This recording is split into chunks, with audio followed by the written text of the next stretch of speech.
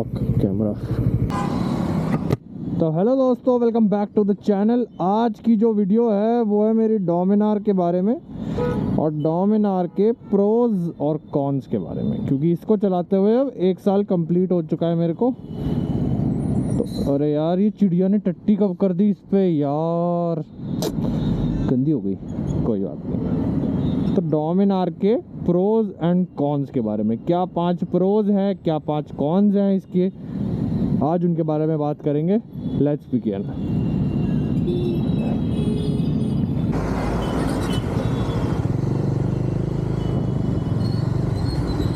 तो सबसे पहले बात करते हैं 5 प्रोज की। पहले 5 प्रोज क्या हैं इसके।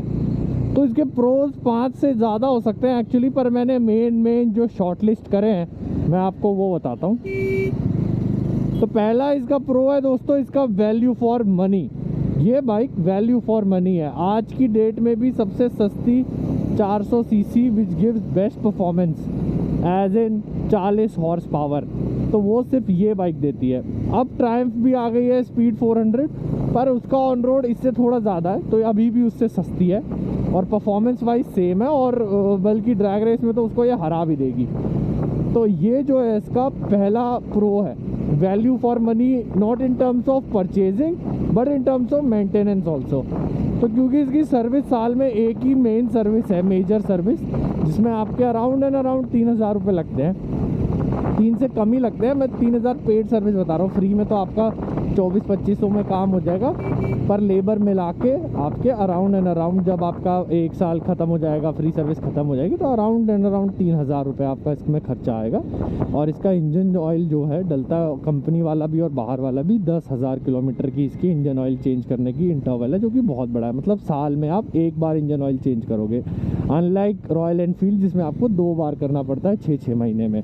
ठीक है, और पार्ट्स सस्ते हैं, कोई प्रॉब्लम नहीं है। इसकी ब्रेक्स, जैसे आगे की ब्रेक ज़्यादा घिसती है क्योंकि आगे की ब्रेक ही ज़्यादा इफेक्टिव है, तो वो भी सस्ती है। 350 रुपये का ब्रेक पैड आ जाता है इसका। तो मतलब ऐसा कुछ भी नहीं है ना, पार्ट्स महंगे हैं। बाइक ऑलरेडी सबसे सस्ती है 400 सीसी सेगमेंट में, उसके बाद मेंटेनेंस भी कम है और सस्ती भी है। मेंटेनेंस कम भी है और सस्ती भी है।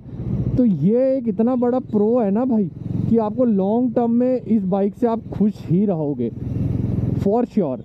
आप KTM ले लो, उसकी मेंटेनेंस महंगी है, और आप ट्रायम्फ की तो होगी ही 100%।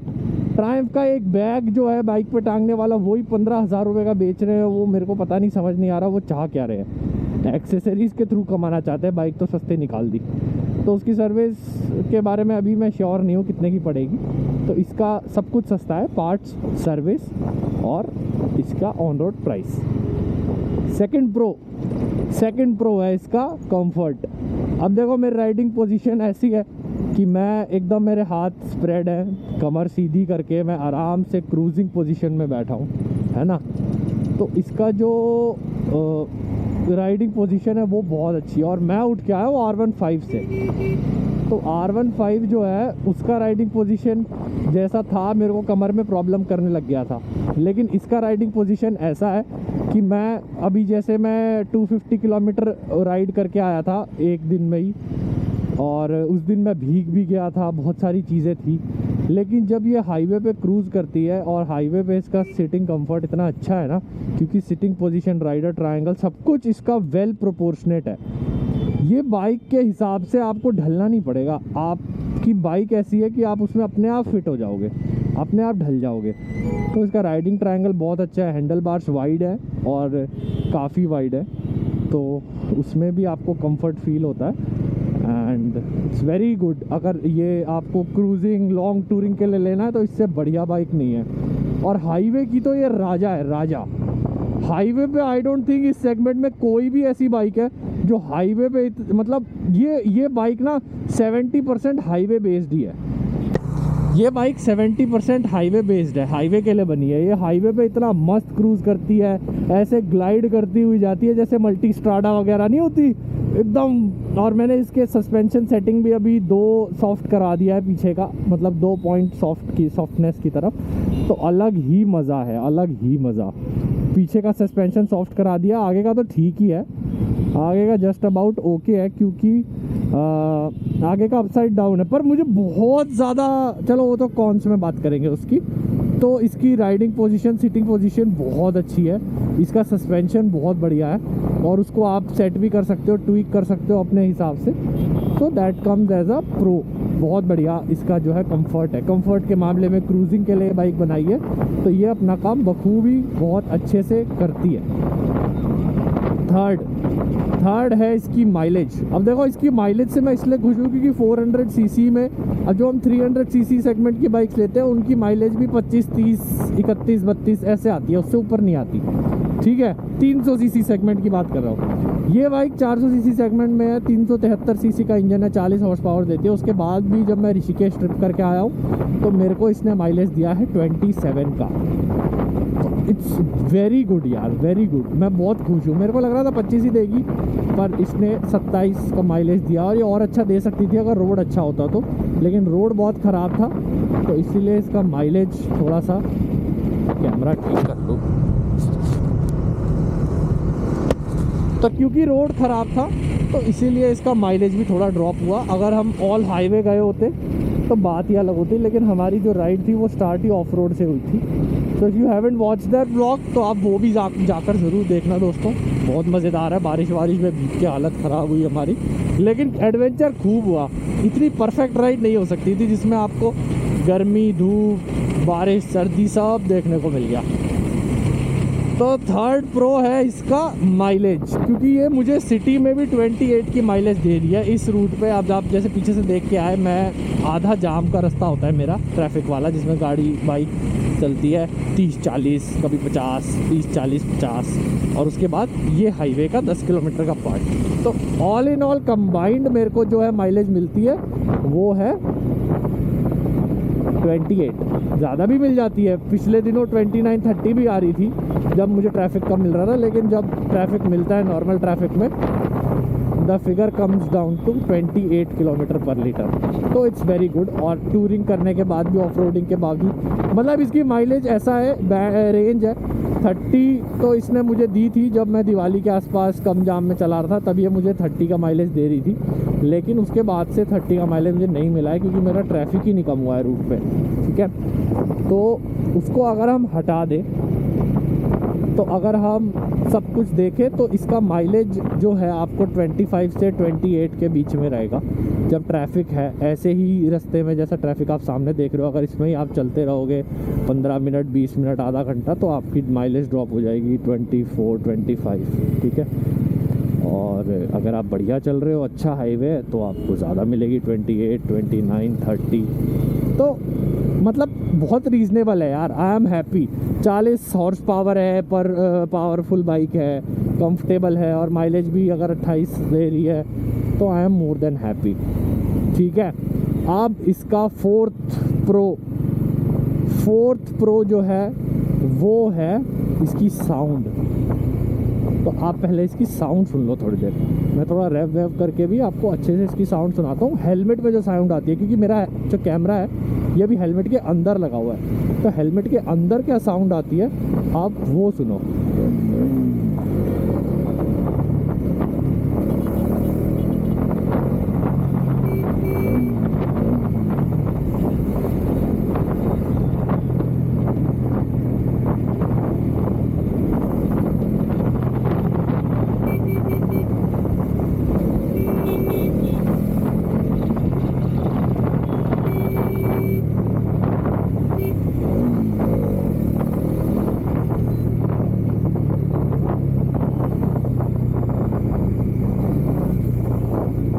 तो साउंड मेरे को, आई होप आपको अच्छी आ रही होगी, आपको समझ में आ रही होगी। जो मुझे सुनाई दे रहा है वही आपको भी सुनाई दे रहा हो। तो इसकी साउंड का ऐसा है कि बेस बहुत अच्छा है, और सेकंड थिंग ये ऐसी पिच लाउड नहीं है जो आपको थोड़े टाइम बाद चुभने लगे। तो अब मैं टूरिंग करके आया जिसमें मैंने 5 घंटे तक इस बाइक को लगातार चलाया है। तो मैं टूरिंग जो करी उसमें मैंने इसको 5 घंटे तक चलाया, मुझे कहीं भी ऐसा फील नहीं हुआ कि यार बहुत लाउड हो रही है यार, अरे यार बहुत सर में बज रही है आवाज़ यार, ऐसा मुझे एक बार भी फील नहीं हुआ। और ऐसा बहुत कम होता है जब आप स्पोर्ट्स बाइक, क्रूज़र बाइक, इन सब, मतलब कोई भी अच्छी बाइक में आप एग्जॉस्ट लगवा लेते हो या अगर लाउड होती है, मैंने बहुत सुना है लोगों से जो होंडा हाइनेस है उसका इससे थोड़ा लाउड, मतलब उन्होंने ऐसा सेट किया है कि वो 15-20 मिनट तो अच्छा लगता है, उसके बाद वो ना परेशान करने लग जाता है। तो वो जो चीज़ है ना यार, वो होना नहीं चाहिए।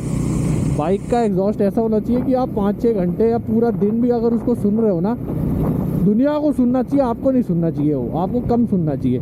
तो इसका ऐसा ही सीन है, इसका एग्जॉस्ट इतना लाउड नहीं है कि मेरे ही कानों में बजता रहे, लेकिन इतना कम भी नहीं है, और बेस इतना बढ़िया है कि मुझे फील होता है कि हाँ भाई लाउड है। तो दैट इज़ ऑल्सो गुड। और इसको अगर अच्छे से गर्म कर दोगे तो इसका एग्जॉस्ट एकदम खुल के आवाज़ निखर के आती है, और वो जो है उसकी तो बात ही अलग है। बहुत बढ़िया इसका एग्जॉस्ट नोट है, और रैप करने पे तो बहुत ही बढ़िया है, बहुत ही बढ़िया। ठीक है। 5th प्रो क्या था? लुक्स। 5th प्रो जो है, 5th प्रो है इसके लुक्स। इसको लुक ऐसा है कि आधी दुनिया ग्रीन कलर की वजह से इसको निंजा समझती है। Z700, 800, 900 समझती है इसको। Z700 होती भी नहीं है पर समझती है। देखते हैं, बोलते हैं कावासाकी कावासाकी, तो मैं बोलता नहीं भाई, बजाज कोलेशन तो कब का टूट गया। तो इसके लुक्स बहुत अच्छे हैं, हैवी लुकिंग बाइक है, क्रूज़र है, लेकिन कोई ऐसी रेट्रो नहीं है, मॉडर्न है, और मीन लुकिंग है, पावरफुल लुकिंग है, थोड़ी डोमिनेटिंग है इसकी लुक ना। रोड पे चलती है, चौड़ी है, और टैंक वगैरह इतना बीफी है इसका कि रोड पे चलती हुई ये ना लगती है कि हाँ भाई कोई बड़ी हैवी बाइक, बिग कैपेसिटी की बाइक आ रही है, और उसी हिसाब का परफॉर्म भी करती है। So that is good. तो जैसा ये परफॉर्म करती है, जैसी लाउड बेसी इसकी आवाज़ है, वैसा ही लाउड और बेसी इसका लुक है, इसका फील है। तो हेडलाइट वगैरह इतनी बढ़िया, ऊपर से अब बजाज ने फुल तामझाम लगा के दे दिया है, नकल गार्ड्स और बिग विंडशील्ड एंड ये सब चीज़ें, और तो इससे ये और हैवी और ज़्यादा बल्की लगती है, बल्कि है भी, वेट भी है इसमें। तो ओवरऑल जो लुक है ना बाइक का, वो बहुत प्रॉपर कर दिया है बजाज ने। मतलब इससे ऊपर और इससे सुंदर इस बाइक को नहीं किया जा सकता। बजाज ने अपना 100% इस बाइक के ऊपर अब दे दिया है। अब ये बिकती नहीं बिकती वो इसकी किस्मत है, क्योंकि लोग सिर्फ नाम पे जाते हैं, लोग सिर्फ उस पे चले जाते हैं कि रॉयल एनफील्ड में फील है यार। फील तो मुझे इसमें आई है, बहुत मज़ा। मतलब अभी भी मैं 100% निकाल नहीं पाया उस बाइक का। ये एक बहुत बड़ा प्लस पॉइंट होता है किसी भी बाइक का, वो आप उस बाइक से कभी बोर नहीं होगे। अब मूव करते हैं कॉन्स की तरफ। तो कॉन्स जल्दी बताऊंगा, क्योंकि कॉन्स जो है ना वो इतने मेजर ऐसे बहुत ज़्यादा डिस्कशन करने वाले नहीं है। ये जो स्ट्रॉन्ग पॉइंट्स है इस बाइक को ख़रीदने के लिए, उनको मुझे आपको अच्छे से समझाना था, ठीक है ना।